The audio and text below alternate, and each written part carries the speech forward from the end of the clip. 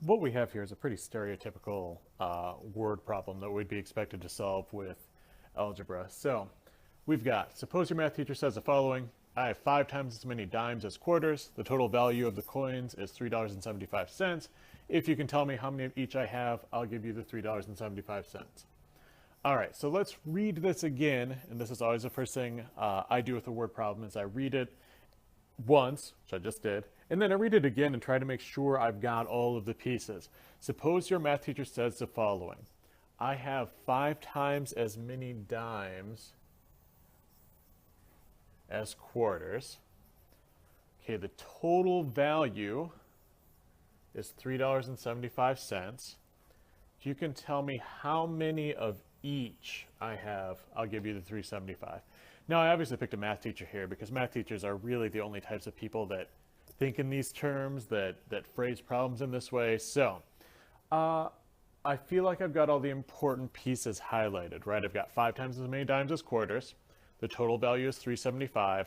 I want to know how many of each the teacher has. So let's pick a variable. I'm going to use x. There are a lot of reasons why, but x is pretty traditionally used. Now, there are 2 things I don't know here. I don't know how many dimes there are, right? And I don't know how many quarters there are. So how am I going to decide which one of those I should let be x? Well, I always take the stance of you should use what you know less about. I have 5 times as many dimes as quarters, so I'm going to let x be quarters. You may say, well, I know just as much about dimes as I know about quarters. Really, you just need to pick one. But since I know I have 5 times as many dimes as quarters, I feel like I know more about dimes. So I'm going to pick quarters to be my x.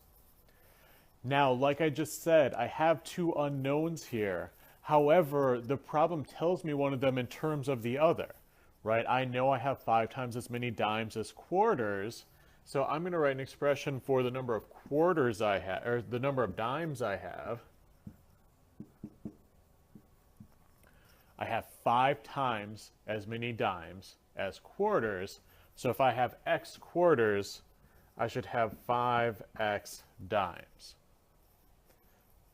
Because 5 times as many, if I have 1 quarter, then I'd have 5 times that, 5 dimes. If I had 2 quarters, I'd have 10 dimes. If I had 3 quarters, I'd have 15 dimes. So just 5 times the number of quarters gives me the number of dimes. All right. What else do I need to know or understand to solve this problem? Do I need any other information? Well, I do need one small thing. I need to know that quarters are worth 25 cents, or 25 hundredths of a dollar. And I need to know that dimes are worth 10 cents, or 10 hundredths of a dollar. Because, and now I'm getting to where I'm ready to write my equation, the total value of the coins is $3.75. Well, what's the total value if I have x quarters and 5x dimes? Well, the x quarters, each one is worth 25 cents. So maybe 0.25x. So however many quarters I have, they're each worth 25 cents. So if I have 1 quarter, I've got 25 cents. 2 quarters, I've got 50 cents. 3 quarters, I've got 75 cents, and so on. So whatever that value of x is, this expression here will tell me how much value I have. Now, I also have 5x dimes. Those are each worth 10 cents. So this times 5x. So if I have 1 quarter, that means I have 5 dimes. 5 times 10 cents is 50 cents, so I'd have 50 cents worth of dimes. If I have 2 quarters, that means I have 10 dimes. And 10 times 10, that would be $1 worth of change in dimes. Okay, so now I've got, this is how much value, or how much the value of the coins is, based on whatever x is. And also, oops, that was supposed to be a scroll, not a squiggly line. Also, I know that he has 375. I guess that's not where I know it, but that's where I just saw it. I know that he has 375.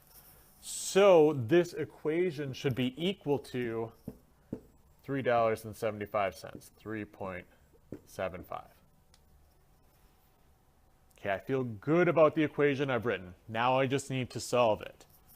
Okay, so let's scroll it up here. So this is 25/100ths x plus, this is all multiplication, so I can do it in whatever order I want. Let's take the 0.1 times the 5. That'd be 0.05x equals 3.75. Now I just need to combine like terms. Here's a like term with this. So 0.25x plus 0.5x is 0.75x. So 0.75x equals 3.75. Okay, to finish solving this equation, I just need to divide both sides by 0.75. Either using my calculator or using the fact that 75 plus 75 is 150, plus 150 is 3, plus 75 is 375. I get that x is 5. Now here's where math teachers and sometimes your science teachers get a little antsy. If you write down x equals 5 as your answer, they're going to say, what is x? They'll say, well, x is 5. They'll say, no, what thing is x? What is x representing? Is that the number of quarters or dimes or like, what is that? So we're not quite done, even though we've solved the equation we wrote to figure out this problem. So I know that x is 5. Thankfully, up here, I wrote down that x is quarters. So I know I've got 5 quarters. Now, the number of dimes I had was 5x. X is 5, so I must have 25 dimes. And that actually answers the question, what's the total value, or if you can tell me how many of each, 5 quarters and 25 dimes, let's see. So we said 5 quarters, 25 dimes. Well, let's check it out in the original context we were talking about. I want to know how much money this is, right? I can see that I've got 5 times as many dimes as quarters, which is what I needed. But now I also need to know, is this the right amount? Well, 5 quarters, that's 25 cents each. 5 times 25 cents is $1.25, right? So the value of those 5 quarters is $1.25. 25 dimes, that's 10 cents each, so 250 cents, which is $2.50. So 10 dimes are $2.50. Together, this is $3.75. That verifies to me, along with the fact that 25 is 5 times as much as 5, that I must have the right solution. That teacher had 5 quarters and 25 dimes.